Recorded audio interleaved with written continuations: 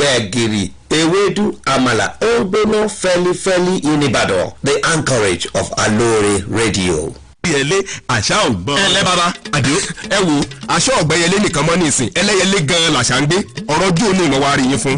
ṣé ẹ rí nígbà tí ìjọba kọ̀ tí ó sọ̀rọ̀ làwọn ọ̀dọ́ ti ṣaṣara bàgbó pé kí gbogbo àwọn oníṣẹ́ bí ó kù lágbègbè wa ni wọ́n bá níjọba sọ pé kámúríwá ká fọrùn lẹ̀. tá ń sọ bẹ́ẹ̀ àdìo ìwọ náà sì tún pẹ̀lú ọ̀bọ jáwúra ní ebi wọ́n mọ̀ pé nǹkan tíjọba àpínlẹ̀ Ọ̀yọ́ ń sọ ni pé a lè fi nǹkan tó kù díẹ̀ káàtó ṣàtúnṣe nǹkan tí ò dáa ó dáa àdìo láti gbẹ̀ tí wàá déhùn ṣé eégún kan ti wá yọrẹ sí babaláwo yín bí rárá o bàbá ní nǹkan tó jẹ́ pé kẹ́yìn ọ̀dùn tó fún níjọba ti yàwó túlù fún ẹ̀ṣọ́ aláàbò àmọ̀tẹ́kùn pé kí wọ́n fi tọ̀gbẹ́ tààlà láti lé gbogbo àwọn ẹni ibi jáde ní kọ̀lọ̀fín wọn bẹ́ẹ̀ ló ṣètò ọlọ́pàá scrodom ibi fáàbò gbogbo wa nípìnlẹ̀ Ọ̀yọ́ náà ni ṣèjọba tó wáá ṣe yìí ní òwà rẹ̀ nìràn lẹ́rù yóò tó mọ́ ọkọ̀ tẹ̀bí. ọ̀rọ̀ yéye mi bàbá àmọ́ ọ̀tọ̀ ní táwọn èèyàn mọ̀ wíìkì. àwọn ará bíi ti tòṣèlú bọ̀ ọ́nù nígbà àtàkùté wọn mẹ́tẹ̀ẹ̀ta òré ó rí wọn lórí ẹ̀rọ ayélujára táwọn ti ròyìn òfegè ní ibi láti sọ̀jọba gómìnà Ṣèyí Mákindé ní súná bú ni. bàbá kí làá wàá ṣe ṣé ẹ mọ̀ pọ́nrọ̀ sọkúsọ bíi náà nú ẹ̀rọ ni. ẹ̀yin ọ̀dọ́ tẹ́ ẹ nífẹ̀ẹ́ ìpínlẹ̀ Ọ̀yọ́ dénú náà ní kẹ́ ẹ sọ fún gbogbo òlù pé orí ìpinnu àṣà ò gbọdọ̀ wọlé gbẹyẹlé ní ìjọba ìpínlẹ̀ Ọ̀yọ́ dúró lé. ó ti yé mi bàbá mo sì ń lọ rìn fọrírì rẹ̀ náà nu. iléeṣẹ́ ètò ìròyìn àṣà òun ìrìn àjò afẹ́ tìpínlẹ̀ Ọ̀yọ́ ló ń kéde.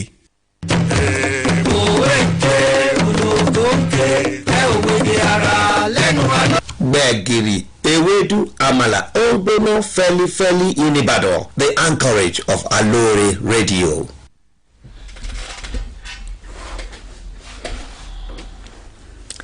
gẹ́rẹ́ láago mẹ́rin lù láti rédíò Aloore tó kalẹ̀ sí yàrá ìgbóhùnsáfẹ́fẹ́ ti GSM níléeṣẹ́ ètò ìròyìn àṣà àti ìrìnàjò afẹ́ ní ìpínlẹ̀ Ọ̀yọ́. ìròyìn àgbáyé la mú wá fún yín ṣáájú ẹ̀gbọ́n kókó tó wà nínú ìròyìn náà.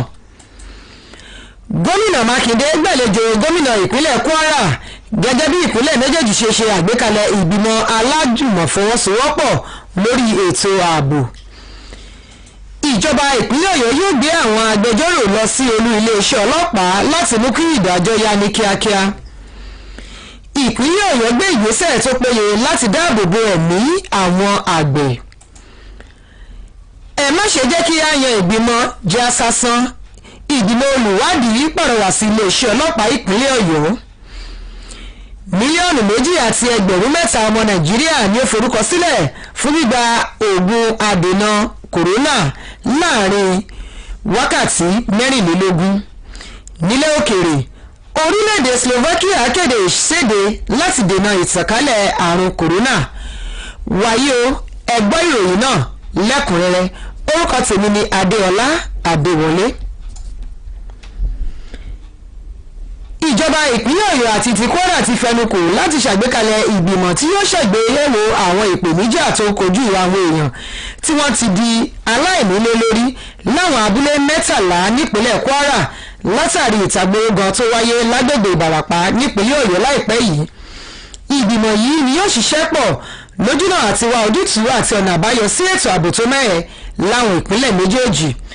gómìnà ìpínlẹ̀ Ọ̀yọ́ onílẹ̀ ẹ̀rọ Ṣèyí Mákindé àti akẹgbẹ́ rẹ̀ nípínlẹ̀ Kwara Abdulrahman Abdulrazak ló sì sọ lójú ọ̀rọ̀ yìí lásìkò tí wọ́n jábọ̀ ìpàdé àtìlẹ̀kùnmọ́rí ṣe fáwọn oníròyìn èyí tó wáyé nílé ìgbìmọ̀ aláṣẹ ìpínlẹ̀ Ọ̀yọ́ tó wà lágòdì nílùú Ìbàdàn. gómìnà Mákindé ẹni tó sọ̀rọ̀ lórúkọ àwọn méjèèjì ṣe lálàyé pé ìjọba mọrírì ipa pàtàkì àwọn agbófinró láwọn ìpínlẹ̀ méjèèjì tó sì rọ̀ wọ́n láti túbọ̀ lo ìrírí wọn lẹ́nu iṣẹ́ fún wíwá òpin sí ìpèníjà tó ń dojúkọ ètò ààbò láwọn apá ibìkan lórílẹ̀‐èdè yìí pàápàá jùlọ nípínlẹ̀ Ọ̀yọ́ àti ìpínlẹ̀ Kwara. gómìnà ṣàfikún ọ̀rọ̀ rẹ̀ pé láìpẹ́ níjọba yóò ṣàgbékalẹ̀ orúkọ àwọn ọmọ ìgbìmọ̀ yìí kò ṣàkíyèsí ìgbìmọ̀ gómìnà lórílẹ̀‐èdè yìí láti máa fi ohùn ṣọ̀kan tó sì tún pé àwọn lọ́balọ́ba nípínlẹ̀ Ọ̀yọ́ àti Kwara pé kí wọ́n jọ ṣe àpérò lórí wíwá òpin sí ìpèníjà tó kojú ètò ààbò nípínlẹ̀ náà. nínú ìròyìn ní ẹ̀wẹ̀ ìjọba ìpínlẹ̀ Ọ̀yọ́ ti ṣetán láti gbé ìgbésẹ̀ tó bá yẹ lórí gbígbé àwọn amòfin láti iléeṣẹ́ fẹ́tọ̀ ìdájọ́ ní ìpínlẹ̀ Ọ̀yọ́ lọ sí iléeṣẹ́ ọlọ́pàá nípínlẹ̀ yìí fún ìmọ̀ràn lẹ́ka òfin àti kí ọwọ́ iṣẹ́ lẹ́ka òfin lè máa yá sí i. kọmíṣánná fẹ́tọ̀ ìdájọ́ ní ìpínlẹ̀ Ọ̀yọ́ ọ̀mọ̀wé Oyèlọ́wọ̀ Oyèwọ̀ ló sọ èyí di mímọ̀ lásìkò tó ń gbàlejò ọ̀gá àgbà fún iléeṣẹ́ ọlọ́pàá ní ìpínlẹ̀ Ọ̀yọ́ arábìnrin Ngozi Ọ̀nàdẹ́kọ̀ lọ́fíìsì rẹ̀. Ọ̀mọ̀wé Oyèwọ̀ sọ di mímọ̀ pé yàtọ̀ sí ìtàpérogan àti gbọmọgbọmọ ìpèníjà àwọn darandaran nípínlẹ̀ Ọ̀yọ́, ìpínlẹ̀ Ọ̀yọ́ jẹ́ ìpínlẹ̀ tí àlàáfíà ti ń jọba tí a bá ṣàgbéléwọ̀n rẹ̀ pẹ̀lú àwọn ìpínlẹ̀ yòókù káàkiri orílẹ̀-èdè Nàìjíríà. Kọmíṣánná ní ìjọba yóò fi ìwé ṣọwọ́ sí iléeṣẹ́ ọlọ́pàá ní ìpínlẹ̀ yìí lójúnà àti lè ṣiṣẹ́ pọ̀ lẹ́ka òfin. Bákan náà ló mẹ́nuba ìṣọwọ́ ṣiṣẹ́ àwọn ọlọ́pàá lórí àwọn afurasí tàbí àwọn tí wọ́n fẹ̀sùn kàn. Ó ní ìjọba ti ṣàgbékalẹ̀ ìgbìmọ̀ kan báyìí èyí tó ní aṣojú láti ẹ̀ka òfin, aṣojú láti iléeṣẹ́ ọlọ́pàá àti aṣojú láti iléeṣẹ́ ọgbà ẹ̀wọ̀n nínú láti máa ṣiṣẹ́ pọ̀ kópin lè dé bá ìfìyàjẹni lọ́nà àìtọ́. Nínú ọ̀rọ̀ sí rẹ̀, kọmíṣánná ọlọ́pàá ní ìpínlẹ̀ Ọ̀yọ́ arábìnrin Ngozi Ọ̀nàdẹ́kọ̀ ní pàtàkì àbẹ̀wò ọ̀hún ni láti wá ìfọwọ́sowọ́pọ̀ nílé iṣẹ́ ètò ìdájọ́ pẹ̀lú iléeṣẹ́ ọlọ́pàá nípínlẹ̀ yìí kí ohun gbogbo lè máa lọ déédéé lẹ́ka ètò òfin. Ó ní òun ti ṣetán láti ṣiṣẹ́ papọ̀ pẹ̀lú olùgbé ìpínlẹ̀ Ọ̀yọ́ tó fi mọ́ ẹ̀ka àmọ̀tẹ́kùn àti ẹ̀ka ojúlàlá kan fi sọrí lójúnà àti mú ètò ààbò dúró re nípínlẹ̀ Ọ̀yọ́. Ẹ̀wẹ̀, àwọn àgbẹ̀ ní ìpínlẹ̀ Ọ̀yọ́ ni wọ́n ti fi lọ́kàn balẹ̀ pé gbogbo ipá àti ìgbésẹ̀ ní ìjọba yóò máa tẹ̀síwájú láti gbé láti rí i pé ààbò wà fún ẹ̀mí àti dúkìá wọn àti pé ìjọba kò ní gba ẹnikẹ́ni láàyè láti dúnkòokò mọ́ wọn èyí tó lè mú ìfàsẹ́yìn bá ètò ọ̀gbìn èyí tó jẹ́ àmúgbòrò ọrọ̀ ajé ìpínlẹ̀ Ọ̀yọ́. Kọmíṣánná fẹ́tọ̀ ọ̀gbìn àti ìdàgbàsókè ìgbèríko ní ìpínlẹ̀ Ọ̀yọ́ Ọ̀nàrẹ́bù Ọ̀jẹ́múyìwá Ọ̀jẹ́kúnlé ló sọ̀rọ̀ dánilójú yìí lásìkò tó ń bá àwọn àgbẹ̀ láti oko Ìjàyè sọ̀rọ̀ ní iléeṣẹ́ ètò ọ̀gbìn lẹ́yìn tí àwọn àgbẹ̀ wọn ti ṣe ìwọ́de wọ́rọ́wọ́ lọ́gbà sẹkítẹ́rìàsì nílùú Ìbàdàn. Kọmíṣánná sọ di mímọ̀ pé ìṣèjọba gómìnà Ṣèyí Mákindé kò mú ọ̀rọ̀ ètò àgbẹ̀ pẹ̀lú ọwọ́ yẹpẹrẹ nítorí ètò ọ̀gbìn jẹ́ ọ̀kan pàtàkì lára ohun tí ìṣèjọba rẹ̀ gbé dání tó sì ní ìgbàgbọ́ pé ètò ọ̀gbìn jẹ́ ọ̀pọ̀ pàtàkì lára ohun tó lè gbé ìpínlẹ̀ Ọ̀yọ́ gòkè àgbà. Ọ̀nàrẹ́bù Ọ̀jẹ́kúnlé ṣe lálàyé pé ìjọba mọ gbogbo ìpèníjà àti ìṣòro tí àwọn àgbẹ̀ kojú rẹ̀ pàápàá jùlọ pípàdánù èrè oko wọn lóko Ìjàyè èyí tí àwọn darandaran kó àwọn màálùú wọn jẹ. Ó wá ṣèlérí pé gbogbo ìgbésẹ̀ tó bá yẹ ni ìjọba yóò gbé láti rí dájú pé ayé túbọ̀ dẹrù sí fún wọn kí wọ́n jèrè oko wọn pẹ̀lú ààbò tó péye.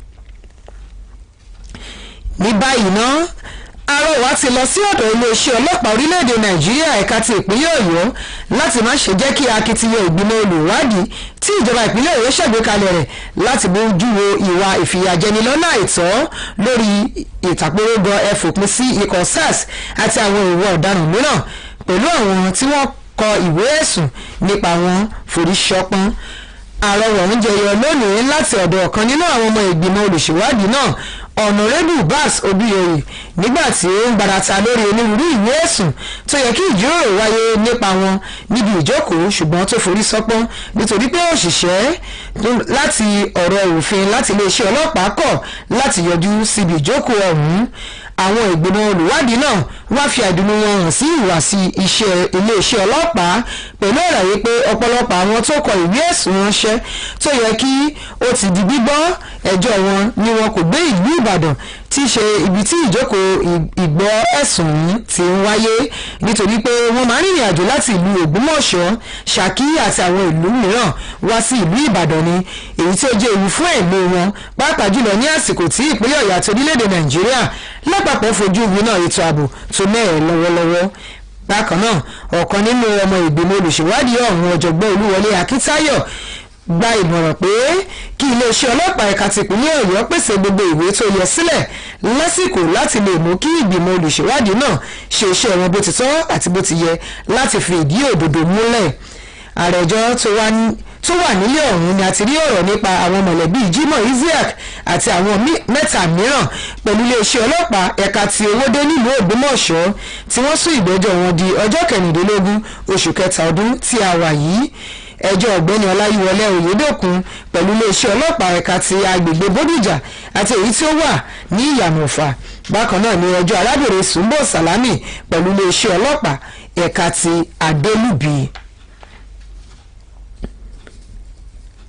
ní báyìí ná ilé-iṣẹ́ tó rí sí ìdàgbàsókè ìlera alábọ́dé ní orílẹ̀-èdè Nàìjíríà ti dá àhesọ ọ̀rọ̀ tó ń jẹ́ ìròyìn dànù pé àwọn ọmọ ilẹ̀ yìí kò ní fẹ́ gba abẹ́rẹ́ àjẹsára tí ó kojú àrùn kòrónà èyí tí ìjọba àpapọ̀ ṣe àgbékalẹ̀ rẹ̀ nítorí ó ti tó mílíọ̀nù 2.1 ènìyàn tí wọ́n ti fi ìfẹ́ hàn láti kópa nínú gbígba abẹ́rẹ́ ọ̀hún ní báyìí. Olùdarí àgbà nílé iṣẹ́ náà ọ̀gbẹ́ni Faisal Shuaib ṣe lálàyé pé láìka sí ìbẹ̀rùbojo lórí ààbò nípa abẹ́rẹ́ ọ̀hún àwọn ọmọ orílẹ̀-èdè yìí ti fi ìdùnnú wọn hàn bí mílíọ̀nù 4.8 náà ṣe gúnlẹ̀ sí orílẹ̀-èdè Nàìjíríà lánàá òde òní.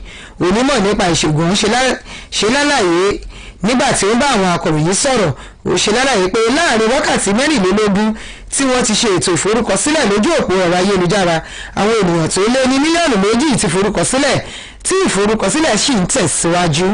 Ọ̀gbẹ́ni Shuaib ṣe lálàyé dídé ìṣíkiri oògùn tó jẹ́ oògùn adènà àrùn kòrónà tí àwọn ènìyàn tó tó 150 níye ti lùgbàdì rẹ̀. Òṣèlú lálàyé síwájú pé àjọ náà ti gbé ìlànà kalẹ̀ bí oògùn yóò ṣe tẹ àwọn ènìyàn lọ́wọ́ ṣùgbọ́n tí àjọ náà dúró de àṣẹ láti ọ̀dọ̀ àjọ NAFDAC. Àjọ náà bẹnu àtẹ́lu àhesọ ọ̀rọ̀ tó ń lọ pé àwọn ènìyàn tó ní agbára nílẹ̀ yìí ní oògùn náà ti jẹ́ pínpín fún wọn pẹ̀lú àfikún pé àwọn òṣìṣẹ́ elétò ìlera ni àwọn yóò fún ní àṣẹ pínpín rẹ̀ nígbà tí ó bá yá. Nílẹ̀ òkèrè orílẹ̀-èdè Slovakia ti kéde ìséde láti òní ọjọ́rú. Iléeṣẹ́ ètò ìlera nílẹ̀ náà ṣe láyè pé orílẹ̀-èdè ọ̀hún bá àrùn kòrónà fínra ní gidigidi. Àwọn ọmọ orílẹ̀-èdè Slovakia ni kò ní sí àyè fún láti jáde kúrò nílé wọn láàrin aago 8 alẹ́ sí aago 5 ìdájí. Lójú ọjọ́ gangan àwọn ọmọ ilẹ̀ Slovakia ni yóò wà nílé wọn àyàfi àwọn òṣìṣẹ́ elétò ìlera tí wọ́n ní láti lọ sí ibi iṣẹ́ wọn. Ìṣèdí ọ̀hún ni yóò múlẹ̀ títí di ọjọ́ 19 oṣù kẹta ọdún tí a wà yìí tí àfikún ọjọ́ tún sì lè dé bá tó bá yá. Orílẹ̀-èdè Slovakia jẹ́ orílẹ̀-èdè kejì nínú àjọ ìṣọ̀kan ilẹ̀ Europe lẹ́yìn ilẹ̀ Hungary tí yóò gba oògùn lọ́wọ́ ilẹ̀ Russia èyí tó tó mílíọ̀nù 2 níye. Kí n tó parí ìròyìn àgbáyé wa fún ti sáà yìí ẹ gbọ́ kókó tó wà nínú ìròyìn náà lẹ́ẹ̀kan sí i. Gómìnà Mákindé gbàlejò gómìnà ìpínlẹ̀ Kwara gẹ́gẹ́ bí ìpínlẹ̀ méjèèjì ṣe ṣàgbékalẹ̀ ìgbìmọ̀ aláfọwọ́sowọ́pọ̀ lórí ètò ààbò. Ìjọba ìpínlẹ̀ Ọ̀yọ́ yóò gbé àwọn agbẹjọ́rò lọ sí olú iléeṣẹ́ ọlọ́pàá láti mú kí ìdájọ́ yá ní kíákíá. Ìpínlẹ̀ Ọ̀yọ́ ń gbé ìgbésẹ̀ tó péye láti dáàbò bo ẹ̀mí àwọn àgbẹ̀ nípínlẹ̀ yìí. Bákan náà láti mú wá fi pé ìgbìmọ̀ olùwádìí ní ìpínlẹ̀ Ọ̀yọ́ pàrọwà sí àwọn ọlọ́pàá láti má ṣe jẹ́ kí ayọ̀ wọn já sásán. Bákan náà mílíọ̀nù 2.8 ọmọ Nàìjíríà ni ó ti forúkọ sílẹ̀ fún gbígba oògùn adènà àrùn kòrónà lórílẹ̀‐èdè yìí. Nílẹ̀ òkèrè àtúmọ̀wá fún yín pé orílẹ̀‐èdè Slovakia kéde ìséde láti dènà ìtànkálẹ̀ àrùn kòrónà. Ìròyìn àgbáyé wa fún ti sáà yìí kò ní jù báyìí lọ. Ẹ pàdé wa ní ọ̀la fún àwọn ìròyìn wa lọ́kànjọ̀kan títí dìgbà náà orúkọ tèmi ni Adéọlá Adéwọlé ẹ ṣeun tẹ̀ǹtẹ̀ ti gbọ́ wa ẹ kú ìkàlẹ̀. Rédíò Alóore tiwantiwa nìbàdàn ìpínlẹ̀ Ọ̀yọ́. Wò ó tán wò ewédú gbẹ̀gìrì àmàlà ó ń gbóná fẹlifẹli nìbàdàn ìlú rédíò Alóore. Aloore Radio from Ibadan to the world. Aloore Radio from Ibadan to the world.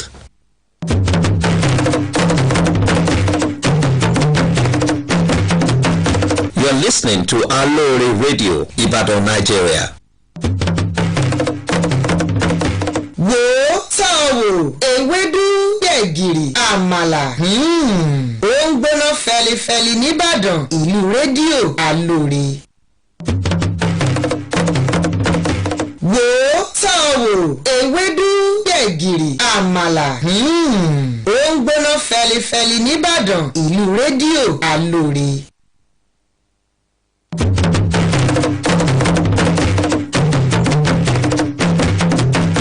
You're listening to Aloore Radio, Ibadan, Nigeria. This is Aloore Radio, transmitting from GSM Studio at the Ministry of Information, Culture and Tourism, Secretariat Agodi, Ibadan. This is the world news. I am Aboyede Ojo. First, the highlights.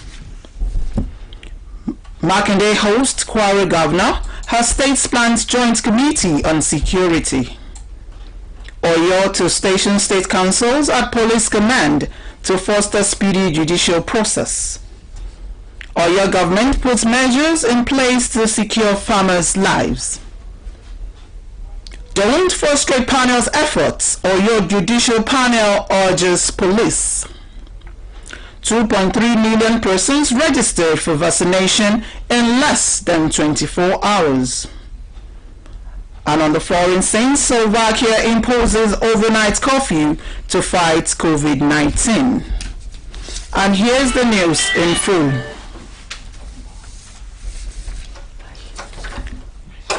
Governments of Oyo and Kwara State have agreed to set up a joint committee to address the challenges of internally displaced persons, IDPs, in 13 villages of Kwara State, following disputes in the Ibarapa axis of Oyo State recently. The joint team is to work out modalities on how the two states could mutually address the situation and surmount security challenges within their territories, and to also seek alignments and collaboration on economic and security fronts. Oyo State Governor Engineer Sheikh Makinde and his Kwara State counterpart Abdul Rahman Abdul-Razak made this known while briefing newsmen at the end of a closed-door security meeting held at the executive chamber of the governor's office at Agodi, Ibadan. Governor Makinde, who spoke on behalf of the two governors, appreciated the efforts of the security agencies in the two states, charging them to deepen their intelligence gathering efforts to deal more decisively with the security challenges in the country, especially as it regards residents of Oyo State into Kwara following threats in parts of Ibarapa, adding that the state will soon announce members of a joint committee that will address the challenges. The governor, however, called on the Nigeria Governors Forum to speak with one voice and urged traditional rulers in Oyo and Kwara State to come together, exchange ideas on how to surmount the security challenge.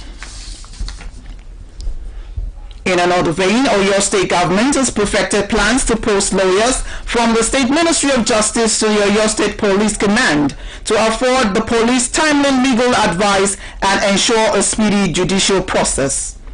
This was made known by the State Attorney General and Commissioner for Justice, Professor Oyelowo Oyewo San, at the boardroom of the ministry while playing host to the State Police Commissioner, Mrs. Ngozi Onodeko, who paid him courtesy visit.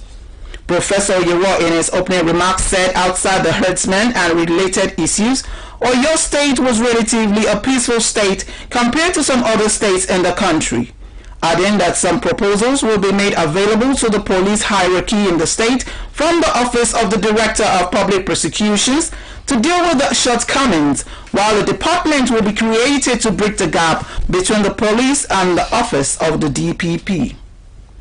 The Attorney General also talked about the unjust treatments of offenders and said the committee has been set up, which is made up of the judiciary, the police, and the correctional unit of the ministry, which will put an end to unjust detention.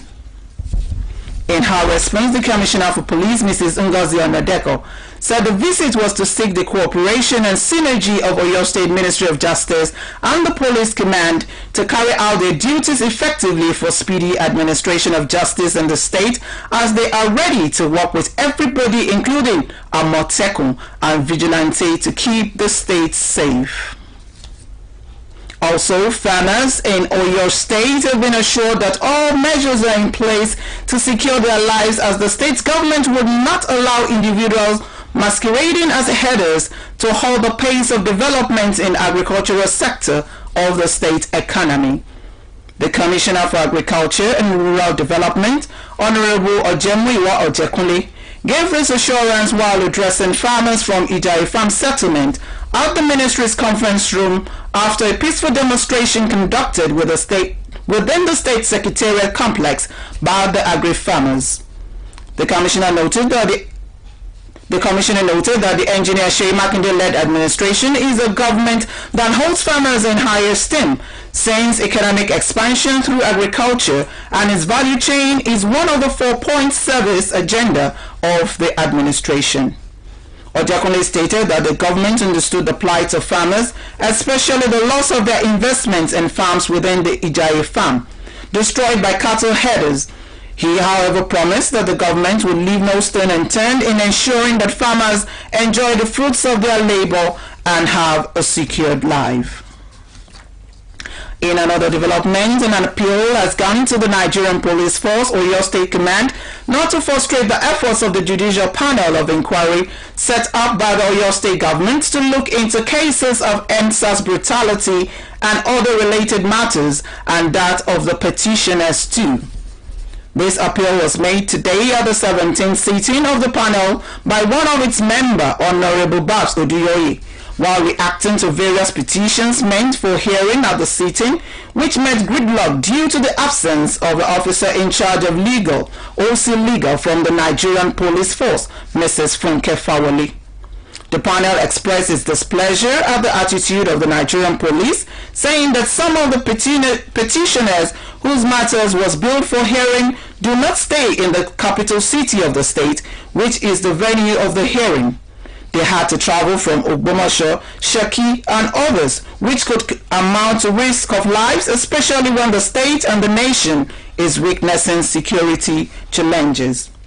However, a member of the panel, also Professor Oluwole Akintayo, opined that the Nigerian Police Force Oyo State Command should file every necessary papers or documents which needed to be on time in order not to frustrate the efforts of the panel and that of the petitioners to ensure justice is done accordingly. Some of the cases are the families of Jimo Isiak and 3 others versus Nigeria Police Area Command Owode Ogbomosho, Mr. Olaiwola Oyedokun versus Nigeria Police Bodija Station of Iyana Ofa Police Station, and Mrs. Sumbo Salami versus the Nigerian Police Adelubi Station. The cases have been adjourned to 16th of March 2021 for definite hearing. Meanwhile, the National Primary Health Care Development Agency, NPHCDA, has dispelled fears that people may not want to be vaccinated against COVID-19, noting that up to 2.3 million Nigerians have indicated an interest in taking the vaccine. The Executive Director of NPHCDA, Faisal Shuaib, said contrary to the fears over the safety of the vaccines, Nigerians showed enthusiasm over the Monday's arrival of about 4 million doses of AstraZeneca's COVID-19 vaccines. The medical practitioner made this known during an interview with the press. He said within 24 hours that the e-registration platform was launched, 2.3 million Nigerians had registered and the number is still on the increase. Mr. Shuaib said the arrival of the first batch of vaccine is a major boost in Nigeria's fight against the disease, which has been contracted by over 150,000 people in the nation. He explained that the agency has put plans in place for the rollout of vaccines that is only waiting for the approval of the National Agency for Food and Drug Administration and Control, NAFDAC.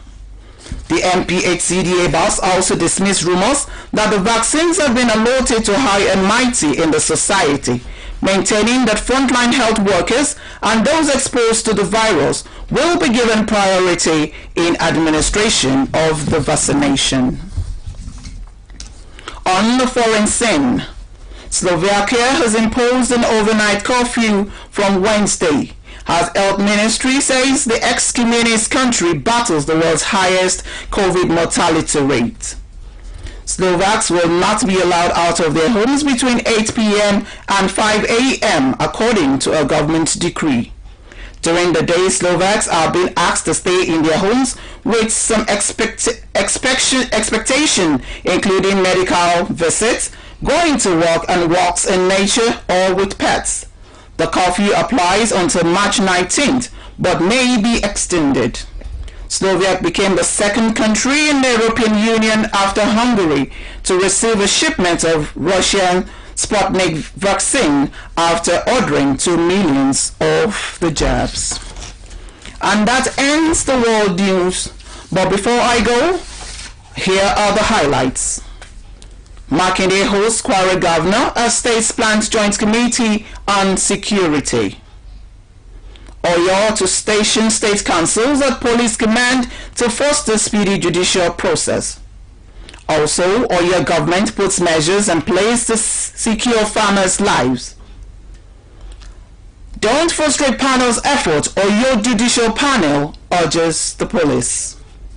2.3 million persons registered for vaccination in less than 24 hours.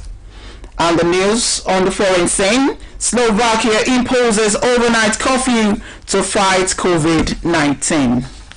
Thank you for listening to the World News from the GSM studio on Aloore Radio. Do join us tomorrow on Aloore Radio by 8:30 a.m. for your sport program, Sport Track, and the news highlights by 10 a.m. I am Aboyedioju. Thanks for listening. Aloore Radio from Ibadan to the world.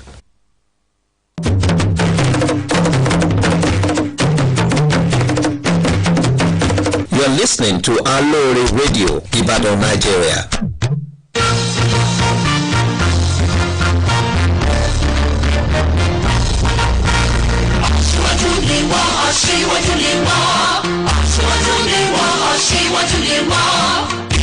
Aṣíwájú lè wá